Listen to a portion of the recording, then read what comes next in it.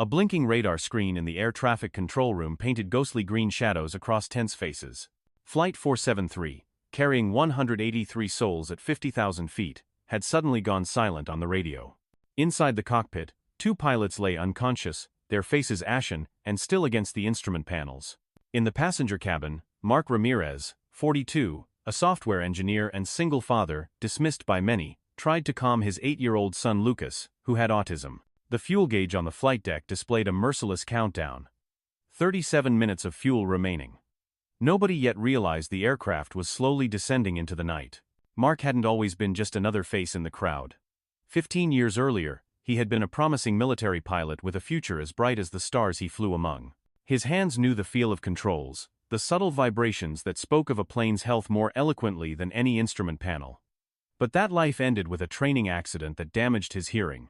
The military medical board deemed him unfit to fly, citing safety concerns about his partial hearing loss. The first time someone took the sky from him. His wife had been supportive at first, helping him transition to civilian life and celebrating when Lucas was born. Their small family felt complete, whole.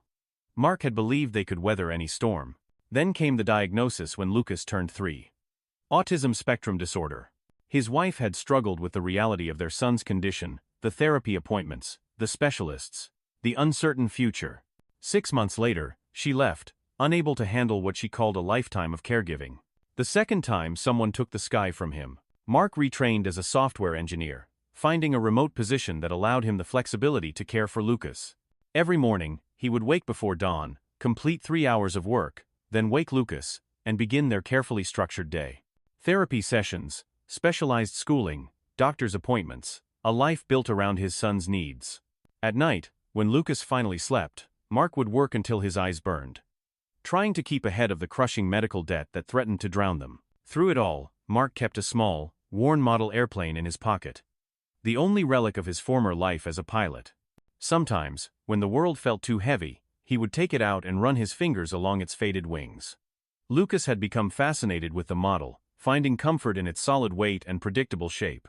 It became a bridge between father and son, one of the few objects that could calm Lucas during overwhelming moments. Today's flight was taking them to Boston, where a renowned specialist was testing a promising new therapy for children with autism.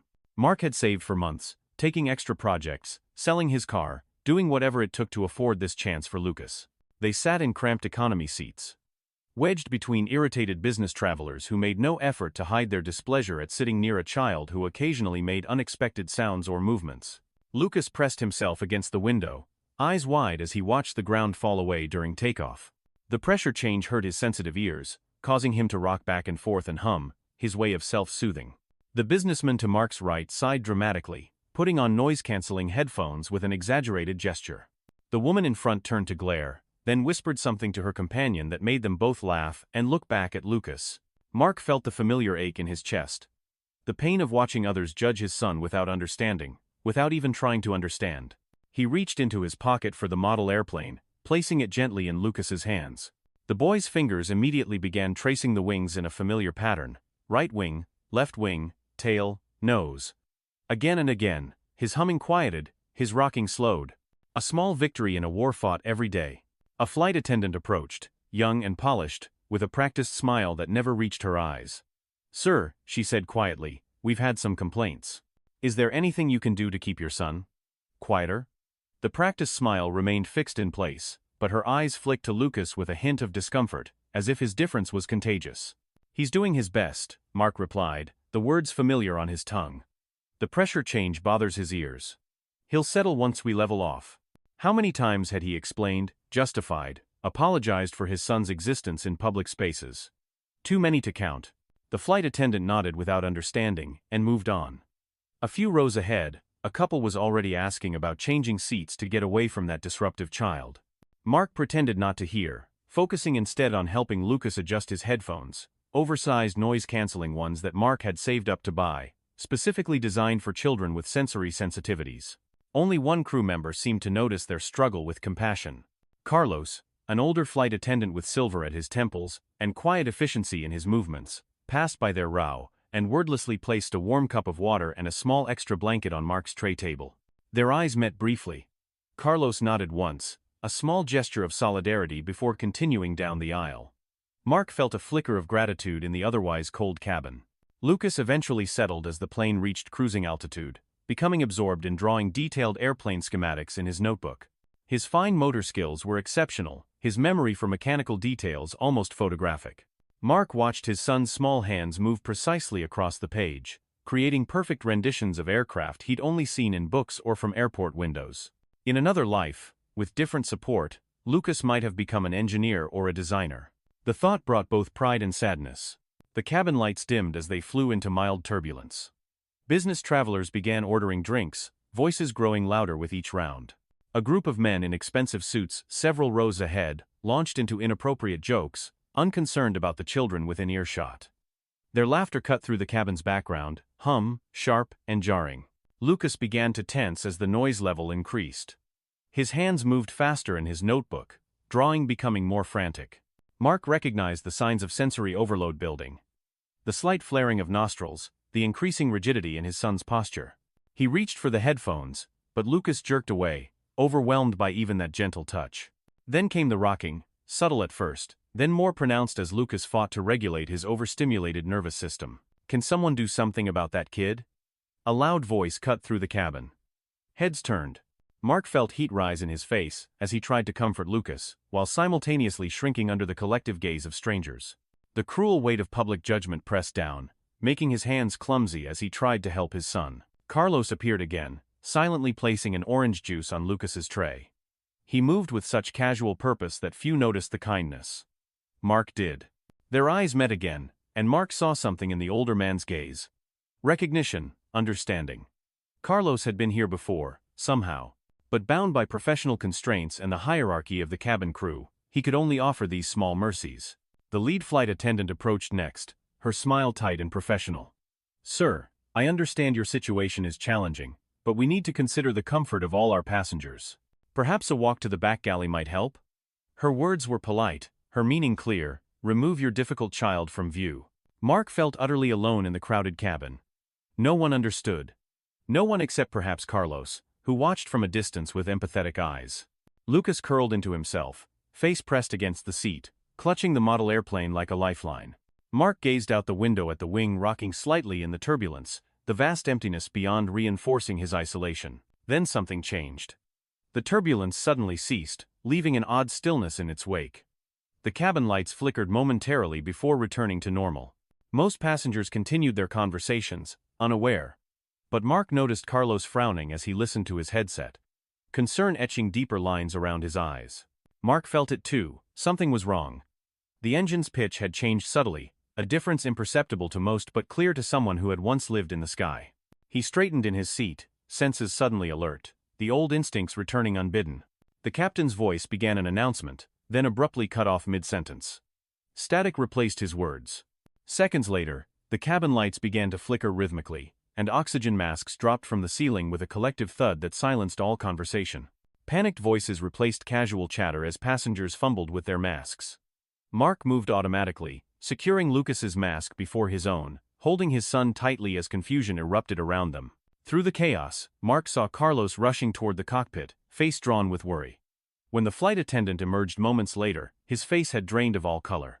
Their eyes met across the turbulent cabin, and in that moment, Mark knew. Something catastrophic had happened. Carlos whispered urgently to the lead flight attendant, whose professional composure cracked visibly. She pressed a hand to her mouth, nodding as Carlos continued speaking. Around them, passengers were demanding answers, some crying, others frozen in silent terror. In a brief moment of quiet amid the panic, Lucas's voice came small but clear. "Daddy, who's flying the airplane?" The simple question hung in the air, its childlike directness cutting through the adult's frantic energy. Several nearby passengers turned, suddenly registering the implication of the question. Carlos, standing nearby, looked directly at Mark. "No one," he said quietly. "The pilots are unconscious. We don't know why." The lead flight attendant made an announcement, her voice fighting for steadiness. "They were in contact with ground control," she explained. "The autopilot was currently keeping them level, but they couldn't rely on it indefinitely. They needed help." "Did anyone on board have flying experience?" Mark felt his heart hammer against his ribs. His hands began to sweat. 15 years since he'd touched actual controls. 15 years of simulators on his computer at night after Lucas slept, a hobby he couldn't quite abandon, a ghost he couldn't quite exorcise. Not enough. Not nearly enough for this. Lucas suddenly opened his notebook, pointing to a detailed drawing of a cockpit. "Daddy used to fly these," he said to Carlos, who had knelt beside their seats. The words were clear, one of the rare moments when Lucas spoke directly to someone outside his familiar circle. Carlos looked at Mark with new understanding. "You were a pilot?" he asked quietly. Mark nodded, admitting the past he'd tried to leave behind after his accident. "Military. A long time ago. But my hearing. They grounded me." The admission felt like pulling off a bandage from a wound that had never fully healed. The passengers who had earlier shown irritation toward Lucas were now listening intently, their expressions transformed by the gravity of their situation. "We have 30 minutes before we run out of fuel," the lead attendant said, her professional veneer cracking. "Ground control says they can't talk us through landing in time." Carlos looked at Mark with steady eyes. "You might be our only hope." Mark looked at Lucas, his vulnerable son who needed him, then at the faces around him, 183 lives hanging in the balance. The woman who had glared at Lucas earlier was now holding the boy's hand, her eyes pleading. Mark stood, his decision made. "I'll try," he said, voice steadier than he felt. "But who will stay with my son?" The cabin fell into a hush as Mark made his way toward the cockpit. Lucas began to panic as his father moved away, still clutching the model airplane. Unexpectedly, the businessman in the expensive suit, who had complained earlier, stood up. "I'll stay with him," he said firmly. "I have a nephew with autism. I know what to do." He moved to Lucas's side, his earlier annoyance replaced with quiet determination. The entire cabin seemed to hold its breath as Mark disappeared into the cockpit.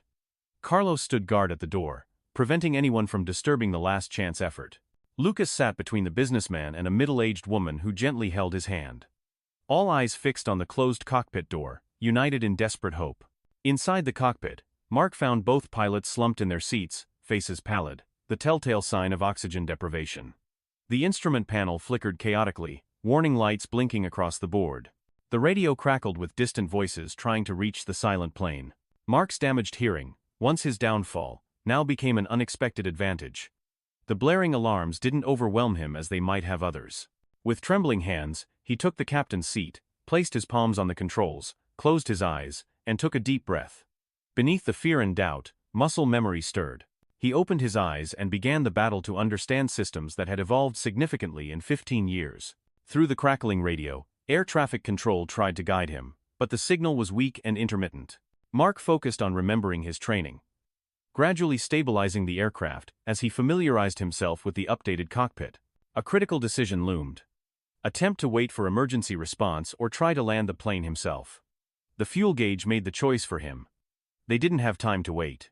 He would have to bring the plane down. Back in the cabin, Lucas had calmed somewhat, intensely focused on drawing in his notebook. The businessman in the suit spoke softly about his nephew, his deep voice steady and reassuring. "Your dad is very brave," he told Lucas. "He's helping everyone on this plane." Other passengers listened, the earlier tension replaced by a shared vulnerability. Carlos whispered to the lead attendant, "That man. He's an aeronautical engineer. I just remembered where I recognized him from." The woman who had been annoyed by Lucas earlier now helped him color his drawing. "Your dad is so brave," she said quietly. "Are you proud of him?" Lucas didn't answer directly but showed her his drawing, a figure sitting in a cockpit, hands on the controls. The woman wiped away tears, silently acknowledging her earlier misjudgment. Mark's voice came over the intercom, shaking but determined. "This is Mark Ramirez. I have control of the aircraft." He explained the situation and his plan to attempt an emergency landing at the nearest airport. "I'm not a professional pilot anymore, but I'll do my best." The cabin fell completely silent except for the soft sobs of a few passengers. An elderly man began to pray quietly, and others around him joined hands. Lucas found himself surrounded by strangers now protecting him. Carlos stood tall, his professional demeanor softened by emotion. "That's a good father," he said. "A good father is saving us all." The businessman looked at Lucas and said, "Your dad is a hero. A real hero." The plane shuddered violently as it approached the runway. Mark, his shirt soaked with sweat, focused intensely on each control input. In the cabin, passengers held their breath, gripping each other's hands.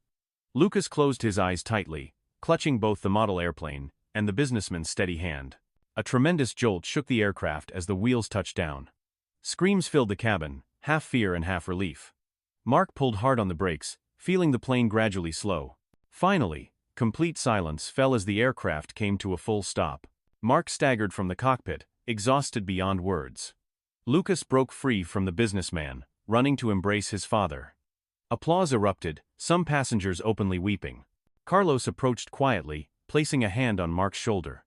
"You did it." 6 months later, a small press conference was held at the local airport. Mark stood awkwardly on a small stage, receiving a civilian Medal of Honor. Lucas sat in the front row, still holding the model airplane, now repaired and repainted. Many passengers from the fateful flight attended, including the businessman in the suit and the woman who had once been irritated by Lucas. Mark spoke briefly. "I'm just a father.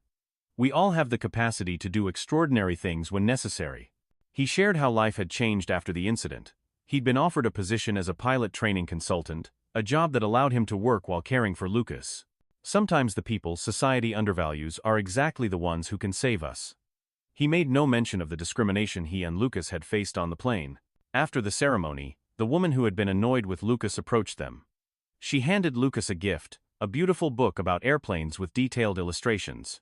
"I've learned not to judge people by appearances," she said simply. Mark smiled, but said nothing, just nodding in understanding. Later, Mark and Lucas stood watching planes take off from the airport observation deck.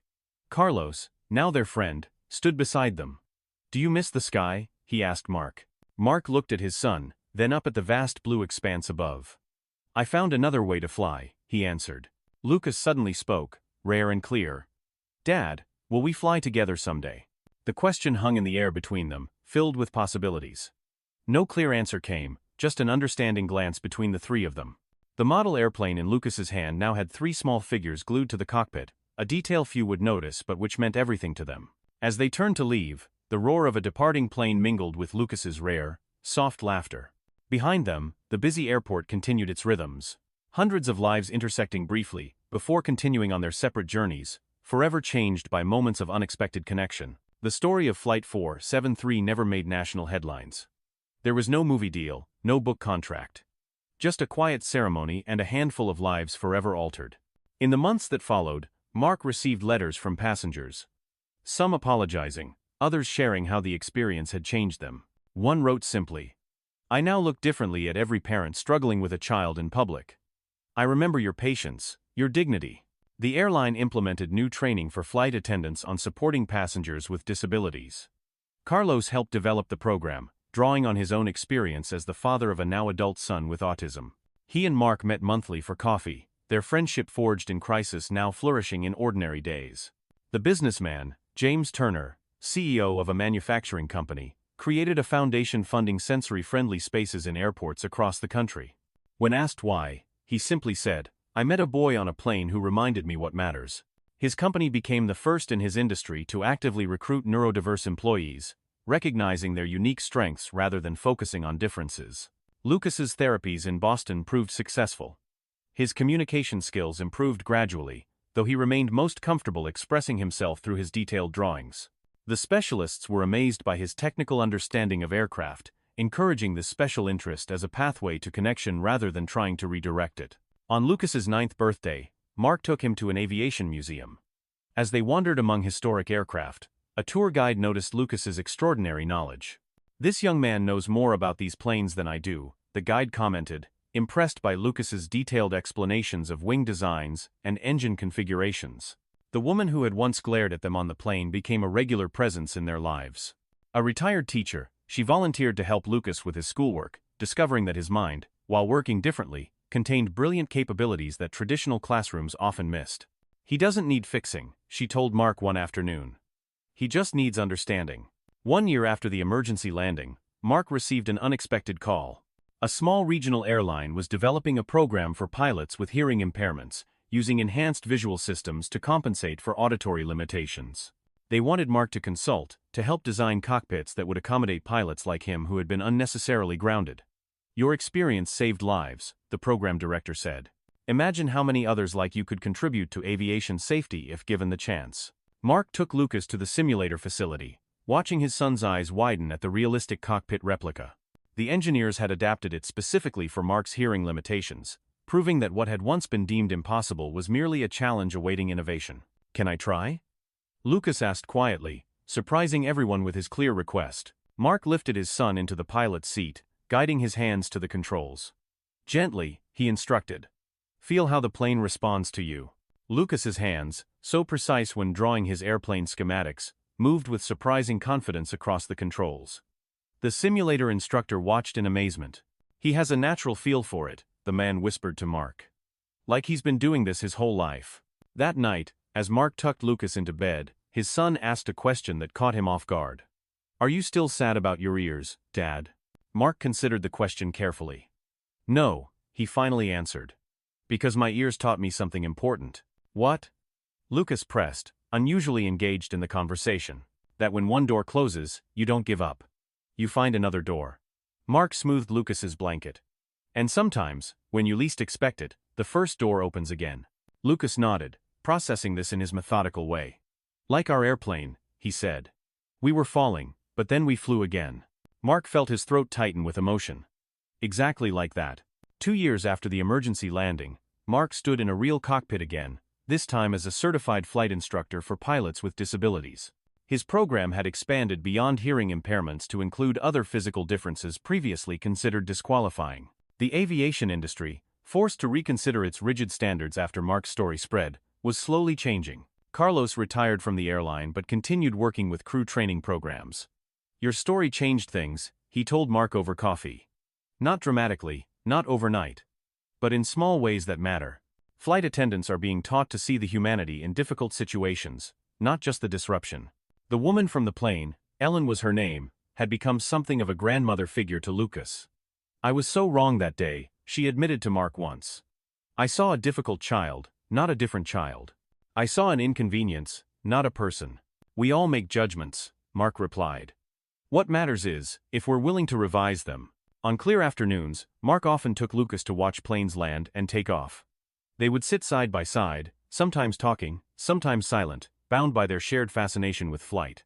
Lucas still carried the model airplane, now adorned with carefully painted details and 3 small figures in the cockpit, representations of himself, his father, and Carlos. One such afternoon, as they watched a Boeing 787 climb majestically into the clouds, Lucas asked, "Do you think the people on that plane know how lucky they are?" Mark looked at his son curiously. Lucky how? To be flying, Lucas said simply. To be up there, seeing everything small below. To be going somewhere new together. Mark considered his son's words, struck by their unexpected wisdom. I think most people take it for granted, he admitted. They're thinking about where they're going, not how amazing it is that they can go there. Lucas nodded seriously. I won't take it for granted, when I fly. It wasn't a question anymore, but a statement of intent. Mark felt pride swell in his chest. Whether Lucas meant he would fly as a passenger or something more, the confidence in his voice represented a journey neither of them could have imagined on that terrifying night 2 years ago. As they drove home, Lucas unusually talkative, describing the planes they'd seen with precise technical details, Mark reflected on how their lives had been transformed. Not by fame or fortune, but by connection. By being seen. By the quiet dignity of being valued for exactly who they were. The next morning, Mark received an email from the Aviation Academy where he taught. They were launching a summer program for neurodiverse youth interested in aviation, not just as pilots, but as engineers, air traffic controllers, safety specialists. They wanted Lucas to be among the first participants. When Mark shared the news, Lucas's face lit up with a smile so brilliant it seemed to illuminate the room. He didn't jump or shout with excitement, that wasn't his way. Instead, he carefully placed his model airplane on the table and said, with perfect clarity, I belong there. 4 simple words that contained a universe of meaning. I belong there. Not I want to go or can I try. But a statement of belonging. Of finding his place in a world that had often made him feel like an outsider. Mark embraced his son, feeling the delicate strength in the boy's frame. Lucas had grown taller, stronger over these past 2 years, but his greatest growth had been invisible, in confidence, in self-knowledge, in the quiet certainty of his own worth. That night, as Lucas slept, Mark sat at the kitchen table with the model airplane between his hands. The small craft that had traveled from his pocket to his son's hands, that had witnessed their darkest moment and their gradual ascent. Its faded paint now refreshed, its broken wing mended. Like them, transformed but still essentially the same. He thought about the 183 souls who had been on that flight, each carrying their own stories, their own judgments, their own fears.